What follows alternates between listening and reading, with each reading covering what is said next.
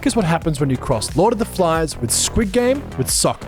With the second season of the Blue Lock anime on the horizon, a new film is being released to welcome newcomers to the franchise, and to let existing fans of this high-octane, outrageous and over-the-top soccer phenomenon relive the thrill ride from the fresh perspective of fan-favourite character, Seishiro Nagi.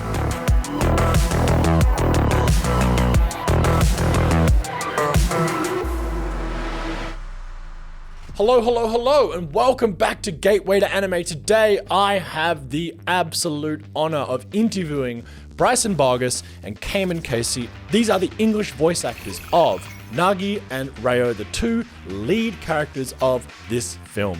Now, Bryson has appeared in such animes as Attack on Titan, where he was Falco Grice, Haikyuu, where he played Hinata Shoyo, Oshi no Ko, where he was Melt Narushima, Food Wars, where he played Takumi Aldini, Is It Wrong to Pick Up Girls in a Dungeon, where he played Belle Crenel, and of course he is Seishiro Nagi in Blue Lock.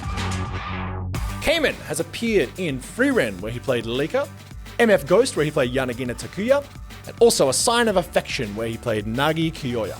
And he is, of course, Mikage Ryo in Blue Lock, episode Nagi. I am so honored to be joined by these two today. Thank you so much for spending the time to chat with me. Really appreciate it. How you both going? Doing great. Yeah, Fantastic. feeling good. Excellent. So I was very fortunate to see the movie last night, courtesy of a screener. Thank you so much to Sony Australia. And I just want to say that I thought both of you did such an incredible job with this, because the whole film really centers on the relationship between Nagi and Ryo, and I just thought you both brought that to life with such beautiful authenticity. Thank you so much. I appreciate it. So before we dive deep into the movie, I just want to know, how did you both get into voice acting? And more specifically, how did you both get into anime and Japanese video games? Was that always the plan, or was it something you fell into? How did that happen? I can't speak for Kamen, but for me, it was part of the plan for me. I was a fan of anime. I was a fan of cartoons, video games, literally everything nerd culture when I was a kid. And I also really loved performing on stage. And so I would do like school plays and whatnot, and did theater all throughout high school and college. And I got my degree in acting and directing at Sam Houston State University, north of Houston. But I would also go to conventions and like meet directors and actors and ask them a lot of the same questions, like, oh, how did you get into voice acting and what advice do you have, and all that stuff that a lot of aspiring VAs tend to ask. And during a theater audition in Houston, one of the directors at a studio down there recognized me from conventions, and sort of based off of the theater audition was like, okay, he seems like he knows what he's doing. We'll throw him a bone and let me do some extra voices for his show at the time. And it just kind of snowballed from there, and here I am 9 years later. Man, I was going to college for theater, and through that, I didn't even realize I had a lot of friends that were involved with Funimation and Crunchyroll at the time, and just hanging out with them, they brought me in for Walla, which is like deep background vocals. And yeah, it was so much fun. It was a blast. But, I was just doing it, hanging out with friends. I didn't realize that it's something that I could actually get a named role in. And so a couple of years later after that, I realized that, they won't just keep calling you. You've got to really keep marketing yourself and push and figure out when auditions are for the real parts. And that's when I disrespectfully, completely ignorant about the craft, I reached out to Caitlin Glass, sent her a message like, hey, when are you going to put me in one of those anime? Let me play a bad guy. It's stupid.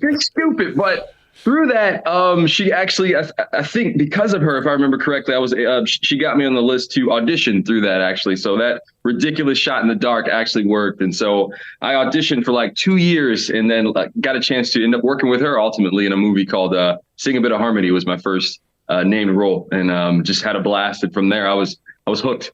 What are some of the unique challenges in voice acting anime in particular compared to anything else? So there is the unique challenge of dubbing something that's already finished in terms of animation, and there's already the original performance is done and the animation is completed. And so we tend to have to take what we've learned in theater or on camera training and try to filter it through, well, we need to give this character intent, we need to give them emotion, but we also need to make sure that it fits the flaps as they're animated already. And so we have the director and the script writers there to help us get the ball rolling and get started. But if we find that like oh, maybe I talk a little bit too fast. We might need to add a word or two to make it fit, or maybe just slow down my natural pacing to make it fit, and it still like works emotionally. But it's just those smaller like technical sides of things that throws a little bit of a wrench into it for some people.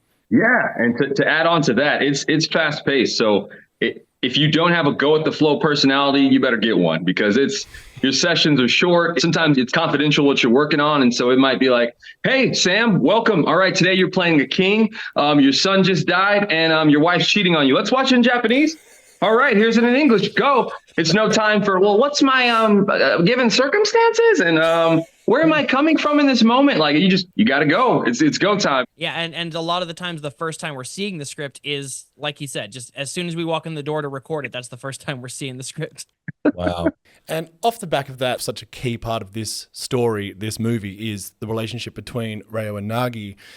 Are you both doing your voice lines on your own in the booth, or is you both in separate booths with microphones tuned into each other? Do you get to do duologues, or are you just solely on your own? It's 100% solo in terms of recording our parts. It's just us with the director and the audio engineer who makes sure that everything like lines up and the audio sounds good and everything. For the majority of this movie, Kamen had recorded before me, so I was able to play at least a little bit off of his performance. That's always good, because then you can like hear what they did and then play off of it. But if you're the first person in there to record, you're literally shouting into a void. That was me. This time I drew the short straw, and I went first, and so it's you were just reacting to at least in the Japanese, you still can hear the energy given from the person you're talking to in the scene, so that does help. Wow, that's incredible. And so this one for both of you again. What are your favorite aspects of Blue Lock? What is the thing that draws you to it most? I love just the visuals, the animation, the character designs are super well made. It's one of those shows where it feels like literally anybody could be the main character. Obviously, like Nagi's one of the supporting cast and Ryo's one of the supporting cast in the main series, but they were able to like have enough content and stuff written for these characters that why not? We'll give them their own movie and their own spin-off manga. And I feel like with how well written this ensemble of the show is, like they could easily do that with almost anybody in the show. Yeah, you could honestly even pluck soccer out of there and interchange it with another anything, and everything still stays the same when it comes to their dreams, goals, ambition, fears. Anyone could be the main character, but also there is only one spot. So just like you, Sam, in this position that you're in today, maybe that's someone else's dream, but they had to get squashed because you wanted that dream too, right? Someone has to go home, someone has to stay. It's such a crazy way to dive into a story. And I was hooked, episode 1. Are either of you soccer fans at all? I was never much of an athletic person myself. My brothers were the ones on the field, and I was the one in the stands playing Game Boy. So as a result of that, I kind of never really kept up with like professional sports and watching it. But like working on this show and this movie and many others like it, I've been in a handful of sports shows. Every time I work on one, I'm kind of like, yeah, I want to check out like a real game. It looks like it'd be a lot of fun. I'm a super casual football fan. Watching World Cup rolls around, you can't help it. The energy is just, oh man, infectious. You got to go check it out. But outside of that, I was never really good at team sports. I like the solo sports, martial arts, swimming, track and field. I just couldn't stand the players on the field trying to coach you at the same time. It's like, we have a coach. Stop talking to me. Couldn't take it. Couldn't handle it.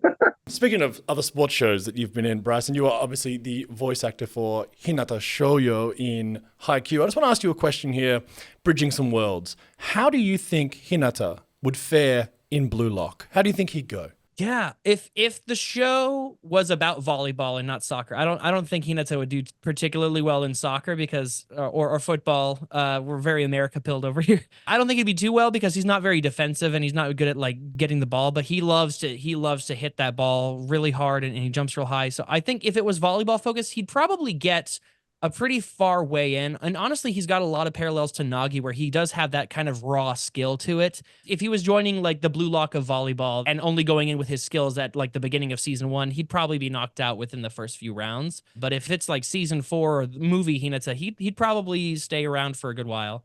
Speaking of martial arts, before Kamen, I read that you're a 3rd degree black belt in the Chuck Norris system. That is correct? Yeah. Yes. How do you think you'd fare in Blue Lock?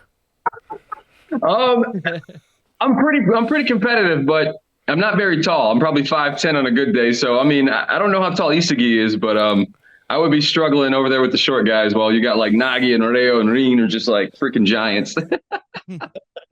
Nagi is deceptively tall. Like I don't know what he is in. I don't remember what he is in centimeters, but in feet, I think I remember them saying like he was like 6'2" or 3. But he's slouching all the time, so he looks shorter than he is.